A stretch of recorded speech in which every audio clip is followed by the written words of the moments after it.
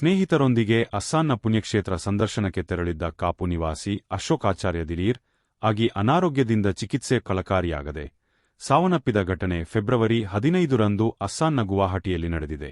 Auto electrician ಆಗಿರುವ ಅಶೋಕ್ ಆಚಾರ್ಯ ತನ್ನ ಸ್ನೇಹಿತರು ಜತೆಗೂಡಿಕೊಂಡು ಫೆಬ್ರವರಿ 6ರಂದು ವಿಮಾನದ ಮೂಲಕ ಅಸ್ಸಾನ್ನ ಕಾಮಾಖ್ಯ ದೇವಾಲಯಕ್ಕೆ ಪ್ರವಾಸ ಕೈಗೊಂಡಿದ್ದರು. ಫೆಬ್ರವರಿ 7ರಂದು ಕಾಮಾಖ್ಯ ದೇವಿಯ ದರ್ಶನವನ್ನು ಪಡೆದಿದ್ದರು. ಬಳಿಕ ಸ್ಥಳೀಯ ಪ್ರದೇಶಗಳಲ್ಲಿ ಸ್ನೇಹಿತರೊಂದಿಗೆ ತಿರುಗಾಡಿದ್ದಾರೆ.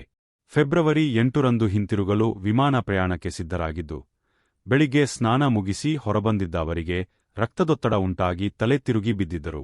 ಪ್ರಜ್ಞಾಹೀನ ಸ್ಥಿತಿಯಲ್ಲಿದ್ದ ಅವರನ್ನು ಗೆಳೆಯರು ಸಮೀಪದ ಖಾಸಗಿ ಆಸ್ಪತ್ರೆಗೆ ದಾಖಲಿಸಿದ್ದರು. ಅದಾಗಲೇ ಗಂಭೀರ ಪರಿಸ್ಥಿತಿಯ ಬಗ್ಗೆ ಅರಿವಿಗೆ ಬಂದ ಕ್ಷಣದ ಬಳಿಕ ಮನೆ ಮಂದಿಗೆ ಗೆಳೆಯರು ಮಾಹಿತಿಯನ್ನು ನೀಡಿದ್ದರು. ಅಶೋಕ್ ಅವರ ಸಹೋದರ ರಾಜೇಶ್ ಆಚಾರ್ಯ ಫೆಬ್ರವರಿ 9ರಂದು ಆಸ್ಪತ್ರೆಗೆ ತಲುಪಿದ್ದರು.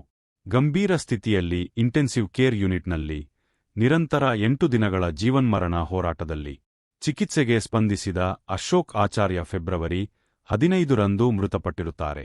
ಬಳಿಕ ಕಾನೂನು ರೀತ್ಯ ಕ್ರಮಗಳನ್ನು ಪೂರೈಸಿಕೊಂಡು ಪಾರ್ಥಿವ ಶರೀರವನ್ನು ಬೆಂಗಳೂರುವರೆಗೆ ವಿಮಾನದಲ್ಲಿ ಬಳಿಕ ಆಂಬ್ಯುಲೆನ್ಸ್ ಮೂಲಕ ರಸ್ತೆ ಮಾರ್ಗವಾಗಿ ಕಾಪುವಿನ ಮನೆಗೆ ತಂದು ಅಂತಿಮ ಪ್ರಕ್ರಿಯೆಗಳನ್ನು ಕೈಗೊಳ್ಳಲಾಗಿತ್ತು. ಬಹಳಷ್ಟು ಸರಳ ಜೀವನ ನಡೆಸುತ್ತಿದ್ದ ಅಶೋಕ್ ಆಚಾರ್ಯ ಅವರ ಜೊತೆಗೆ ಅಸ್ಸಾಂಗೆ ತೆರಳಿದ್ದ ಸ್ನೇಹಿತರು ಯಾರೂ ಕೂಡ ಉಡುಪಿಗೆ ಹಿಂದಿರುಗಿ ಬಾರದೆ ಆಸ್ಪತ್ರೆಯಲ್ಲಿಯೇ ಸ್ನೇಹಿತನ ಆರೈಕೆಯಲ್ಲಿದ್ದರು. ಮೃತ ಅಶೋಕ್ ಅವಿವಾಹಿತರಾಗಿದ್ದು ಉಡುಪಿ ಸಂತೆಕಟ್ಟೆಯಲ್ಲಿ ಉತ್ತಮ ಮೆಕ್ಯಾನಿಕ್ ಆಗಿ ಗುರುತಿಸಿಕೊಂಡಿದ್ದರು. ಅವರಿಗೆ ತಂದೆ, ತಾಯಿ, 2 ಸಹೋದರರು, ಸಹೋದರಿ ಇದ್ದಾರೆ.